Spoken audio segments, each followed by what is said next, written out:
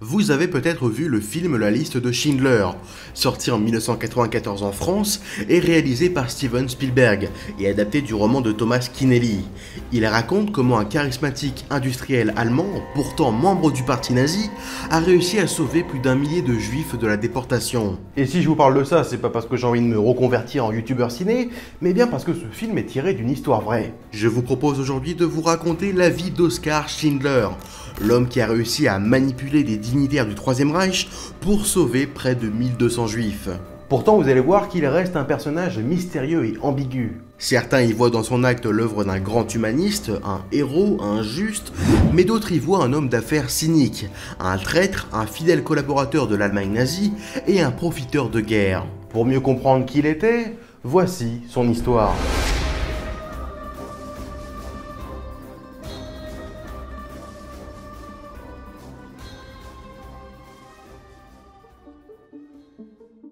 « 28 avril 1908. C'est dans une famille chrétienne germanophone que naît Oskar Schindler, à Svitavy en Moravie. Bon, dit comme ça va pas beaucoup vous parler, la Moravie en 1908 c'est une province de l'Empire austro-hongrois. Mais lorsqu'Oskar a 10 ans, la fin de la Première Guerre mondiale entraîne l'effondrement de l'Autriche-Hongrie, qui voit alors plein d'États prendre leur indépendance, comme la Tchécoslovaquie en octobre 1918. Et c'est dans les Sudètes, une partie de la Tchécoslovaquie à majorité allemande, que grandit Schindler. Les études ne lui réussissent pas. Il est même renvoyé après avoir falsifié plusieurs bulletins. Alors il se met à trouver des petits boulots à droite à gauche. Il est en fait surtout attiré par les belles voitures et les jolies femmes. Enfin, ça c'est jusqu'à sa rencontre avec une certaine Emily Pelzi, qu'il épouse en 1928. Mais c'est vrai que jusque-là, sa vie est tout à fait banale. Il travaille dans l'usine de machines agricoles tenue par son père, puis se lance dans les affaires en ouvrant son auto-école, qui fait rapidement faillite. C'est vrai que les temps sont durs après la crise de 29. Il reprend l'affaire de son père, mais là encore une fois, il fait faillite. Et c'est cette même crise économique qui va, de l'autre côté de la frontière tchécoslovaque, faire basculer tout un pays. 30 janvier 1933. En Allemagne, un certain Adolf Hitler, encore inconnu quelques années avant, vient d'être nommé chancelier du Reich. Les Allemands des Sudètes, se sentant exclus du reste de la société tchécoslovaque, sont pour beaucoup séduits par les idées des nazis. Et avec l'arrivée de ces derniers au pouvoir, nombreux sont ceux qui affichent ouvertement leur sympathie pour le nouveau régime allemand. Et en fait, pas mal d'Allemands tchécoslovaques souhaiteraient voir les Sudètes être rattachés à l'Allemagne. Si bien qu'est fondé le 1er octobre 1933 par Konrad Henlein, le Parti allemand des Sudètes, qui n'est autre qu'une sorte de parti nazi, mais tchécoslovaque. Et qui est-ce qui adhère à ce nouveau parti qui reprend quasiment toutes les idées des nazis? Oskar Schindler. Comme beaucoup d'Allemands des Sudètes, il est séduit par ces idées alors très populaires à l'époque, même en dehors de l'Allemagne. Et même s'il a pu rejoindre cette idéologie par opportunisme et à pas du gain, faut pas oublier qu'il était quasiment fauché à ce moment-là, on a du mal à penser qu'il n'adhérait pas aux idéaux nazis. Pour preuve, en 1936, il se met à travailler pour l'Abwehr, les renseignements allemands, et devient espion pour le compte de l'Allemagne hitlérienne. Il va notamment s'illustrer en 1938 lors de la crise des Sudètes, une grave crise entre l'Allemagne qui souhaiterait annexer cette partie allemande sous prétexte du droit pour les peuples à disposer d'eux-mêmes, et la Tchécoslovaquie soutenue par la France et l'Angleterre. Schindler est arrêté pour espionnage et trahison et emprisonné en juillet 1938. Les tensions atteignent leur paroxysme en octobre, lorsqu'une conférence de la dernière chance, réunissant à Munich Hitler, Mussolini, Daladier et Neuville, respectivement ministres des Affaires étrangères françaises et anglaises, à l'issue des accords de Munich, la France et l'Angleterre cèdent face à Hitler et lui laissent le champ libre pour annexer une partie de la Tchécoslovaquie. De son côté, Schindler est libéré et un an après cette annexion, en février 1939, il devient officiellement membre du parti nazi. Oskar Schindler est alors un industriel sans scrupules, avide d'argent, qui participe régulièrement à des grandes réceptions organisées par des membres influents du parti, et n'hésite pas à donner de temps à autre des renseignements à l'Abwehr. Il n'a alors, comme la plupart des Allemands en fait, que faire du sort des Juifs, qui voient leurs droits diminuer de plus en plus. On a alors énormément de mal à s'imaginer comment ce type va faire ce qu'il a fait par la suite.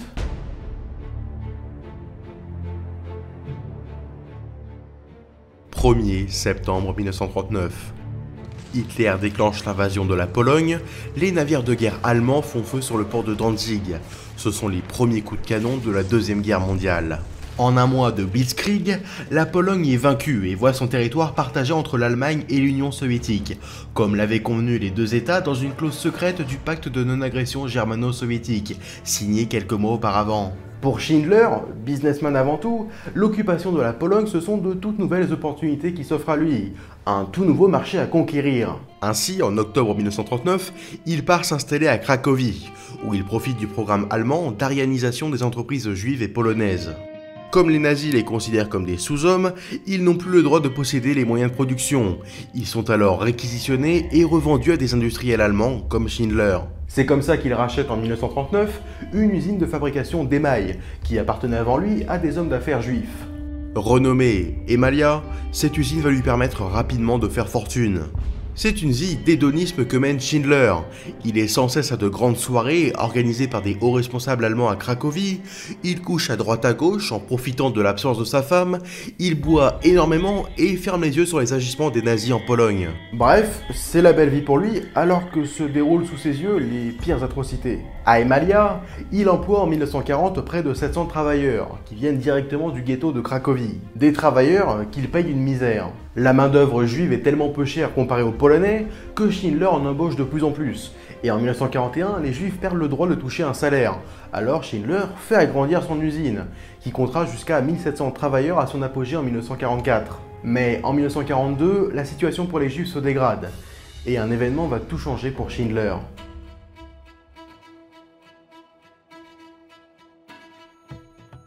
En janvier 1942 se déroule à Berlin la conférence de Wannsee. Cette dernière a pour but de résoudre le problème juif en Europe. Hermann Göring, le deuxième homme du régime, Himmler, chef de la SS, Heydrich, chef de la Gestapo et Eichmann, l'un des plus importants officiers SS, s'accordent sur la solution finale, l'extermination des Juifs d'Europe. Un génocide qui en fait débuté en Europe depuis quelques années, avec les agissements des Einsatzgruppen et la Shoah par balle. Mais la conférence de Wannsee marque le début d'un génocide à échelle industrielle. Auschwitz-Birkenau, Treblinka, Sobibor et tant d'autres, tels sont les noms de ces camps d'extermination qui vont ouvrir partout en Europe. La même année, le ghetto de Cracovie connaît sa première évacuation. Une partie de ses habitants sont envoyés dans le camp de travail de Płaszów, 4 km de là. Les détenus sont forcés chaque jour de faire l'aller-retour jusqu'à leur travail, dont l'usine Emalia de Schindler. Mais leur travail, jugé utile pour le Reich, leur permet, pour le moment, d'échapper à la déportation dans un camp d'extermination. La direction du camp de Płaszów est reprise par un certain Amon Goeth, un officier SS resté tristement célèbre pour son sadisme. Il tue au hasard des détenus, dresse ses chiens pour qu'ils s'attaquent aux prisonniers, ou encore ordonne que certains soient condamnés au fouet. Les 20 000 prisonniers de Płaszów vivent un véritable enfer. Entre les exécutions arbitraires, la faim, le froid et le typhus qui fait des ravages dans le camp, l'espérance de vie n'y est que de quelques semaines. Schindler, quant à lui, commence enfin à prendre conscience de ce qu'il se passe. Il est proche de nombreux SS et est parfaitement au courant de leurs agissements et de la mise en place de la solution finale.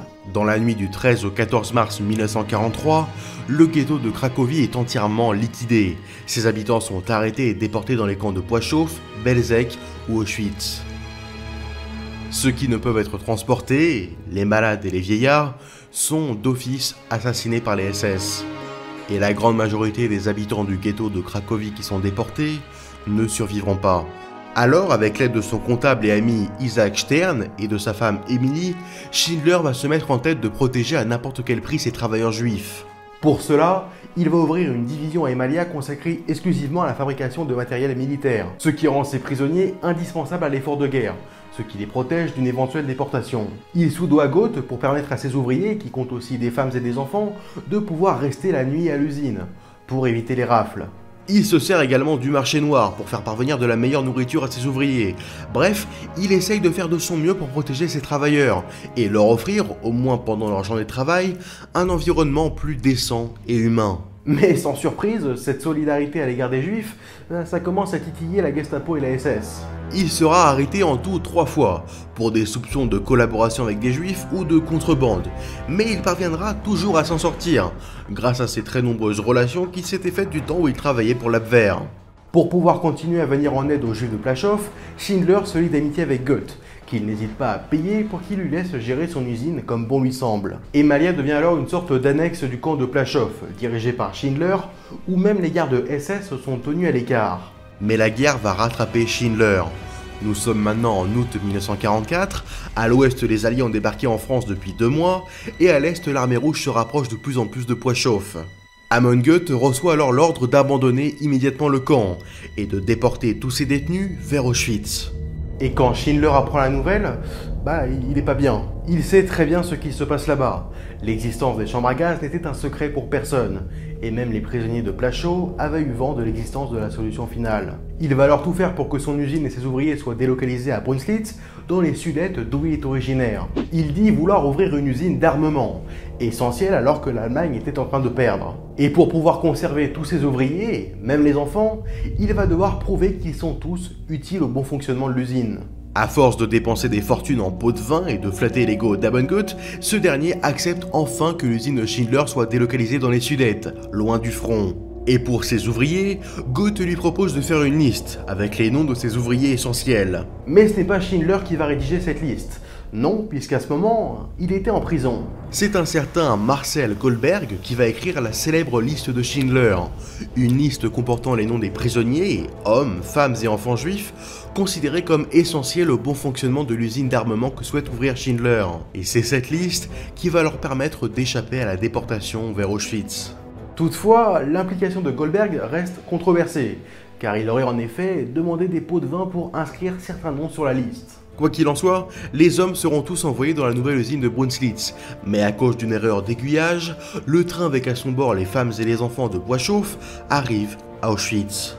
Par chance, Schindler intervient à temps et réussit à les ramener à leur destination initiale. Il va alors dépenser quasiment l'entièreté de sa fortune pour subvenir aux besoins et protéger ses ouvriers. Corrompre les SS, ça coûte cher. Jusqu'à la fin de la guerre, son usine va produire volontairement des munitions défectueuses, une façon pour Schindler de se racheter après avoir activement participé à l'effort de guerre nazi au début du conflit. Et malgré quelques plaintes, Schindler et ses ouvriers ne seront plus jamais inquiétés. 8 mai 1945, l'Allemagne hitlérienne s'effondre et signe sa reddition sans condition. La Seconde Guerre mondiale est terminée en Europe. Malgré le sauvetage d'un millier de déportés, Schindler, toujours officiellement membre du parti nazi, doit s'enfuir, car il le sait, s'il tombe aux mains des soviétiques, c'est la mort qui l'attend. Il fait un dernier discours devant tous ceux qu'il a sauvés, pour leur parler de sa fierté d'avoir sauvé autant de vies, puis monte dans une voiture avec Emily, et quitte pour toujours son usine. Amon Goeth est quant à lui arrêté par les Américains en 1945. Condamné, il est pendu en 1946 à Cracovie, sur le lieu même de ses crimes. Schindler et sa femme vont vivre un temps cachés en Allemagne de l'Ouest. Ruiné, il parvient à empocher 15 000 $ de la part du gouvernement américain pour son geste héroïque, ce qui lui permet de partir s'installer, comme beaucoup d'anciens nazis, en Argentine, où il tente de nouveau de se lancer dans les affaires, et crée une nouvelle entreprise en 1949. Mais toujours aussi malchanceux, il fait faillite en 1957, quitte sa femme et rentre en Allemagne. Il finira sa vie avec tout juste de quoi vivre, malgré un soutien financier de la part de celles et ceux qu'il a sauvés pendant la guerre.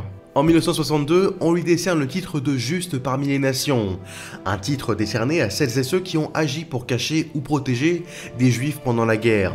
Un titre qui sera également accordé bien plus tard à son ex-femme en 1993. Il passera les dernières années de sa vie à tenter de se relancer dans l'industrie, mais sans succès.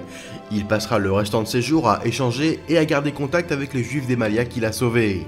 Oskar Schindler meurt chez lui en Allemagne, le 9 octobre 1974, à l'âge de 66 ans. Grâce à la mobilisation de ceux qu'il a sauvés, son corps est transféré à Jérusalem, où il est enterré dans le cimetière chrétien du mont Sion. Ce qui fait qu'il est le seul membre du parti nazi à être enterré à Jérusalem.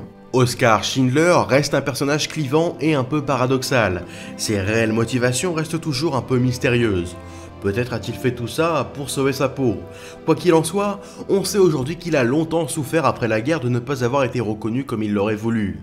Et puis avant sa prise de conscience, il a bel et bien profité de l'essor du régime nazi, puis de leurs crimes pour faire fortune. Mais aurait-il pu sauver tous ces gens s'il n'avait pas adhéré au parti nazi? Et s'il n'avait pas été un industriel véreux obsédé par le profit? Probablement pas. Si la liste de Schindler a vu le jour, c'est justement parce qu'il a été un membre actif du régime. S'il s'était opposé aux nazis dès le départ, jamais il n'aurait pu ouvrir son usine à Cracovie. Et jamais il n'aurait pu avoir l'influence nécessaire pour manipuler des ordures comme Goethe, et ainsi sauver la vie d'un millier de personnes. Et c'est ce qui rend son histoire intéressante, même si controversée, puisque c'est indéniable qu'avant sa prise de conscience face à l'ampleur de l'Holocauste, il s'est servi d'ouvriers juifs avant tout car c'était une main-d'œuvre pas chère, et pendant longtemps, rien ne laissait supposer qu'il allait se mettre à venir en aide aux juifs. C'est pourtant ce qu'il a fait.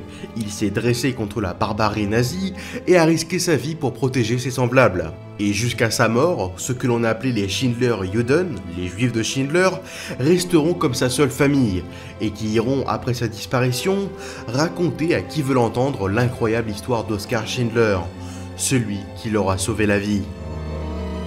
Merci d'avoir regardé cette vidéo. Je vous annonce juste que j'ai été sélectionné pour le prix du youtubeur Histoire 2020. Alors je vous mets le lien en description, il y a un prix du public et vous pouvez voter. Si vous avez aimé, vous pouvez penser à vous abonner, à liker ou partager, à me suivre sur Twitter ou encore Instagram. Et moi je vous donne rendez-vous dans de prochains épisodes.